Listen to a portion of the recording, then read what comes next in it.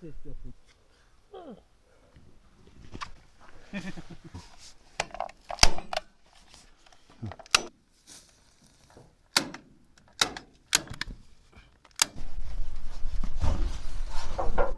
Gel Pablo.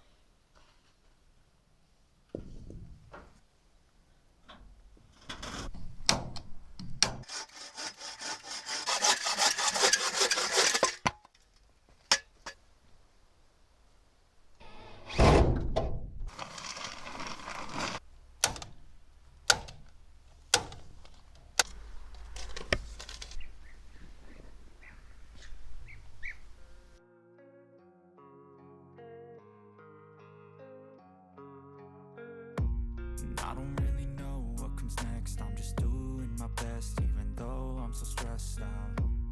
Everything just feels like a test that I fail, so depressed when I can't seem to get out. But something deep inside won't let me quit. I swear that I'm inspired by you.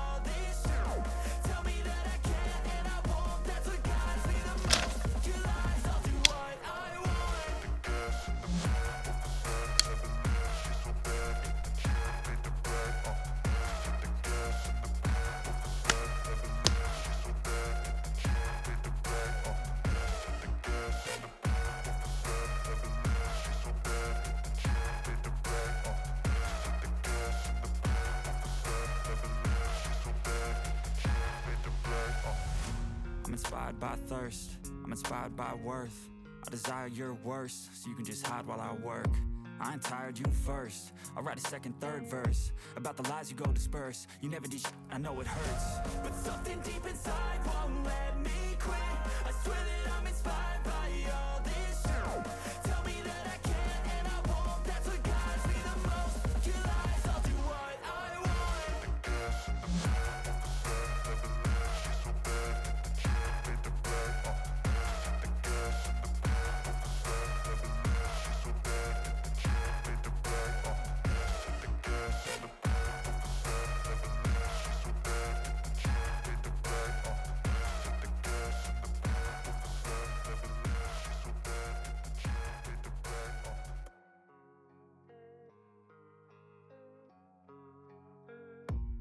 I don't really know what comes next. I'm just doing my best, even though I'm so stressed out.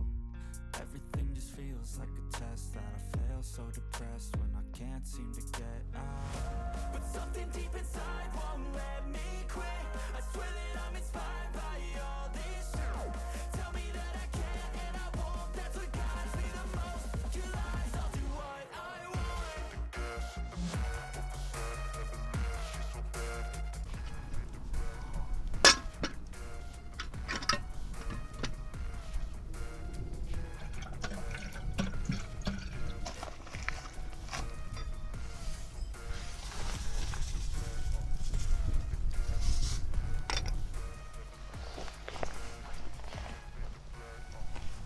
Inspired by thirst, I'm inspired by worth. I desire your worst, so you can just hide while I work. I ain't tired, you first. I'll write a second, third verse about the lies you go disperse. You never did I know it hurts, but something deep inside won't let me quit. I swear that I'm inspired by all this shit. Tell me that I can't and I won't. That's what guides me the most. Your lies, I'll do what I want.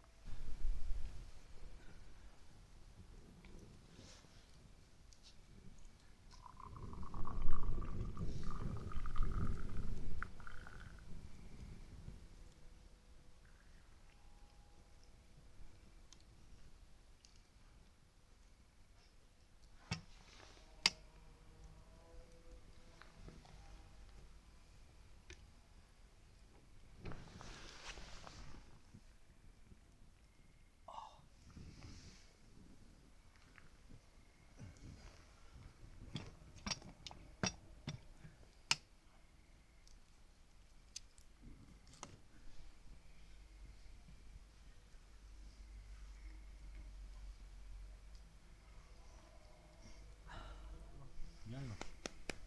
Gel oğlum. Gel oğlum. Gel.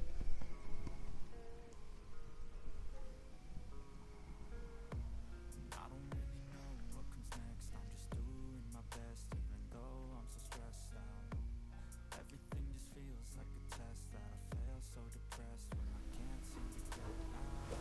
But something deep inside won't let me quit. I swear that I'm inspired by all this shit. Tell me that I can't and I won't. That's what guides me the most. Your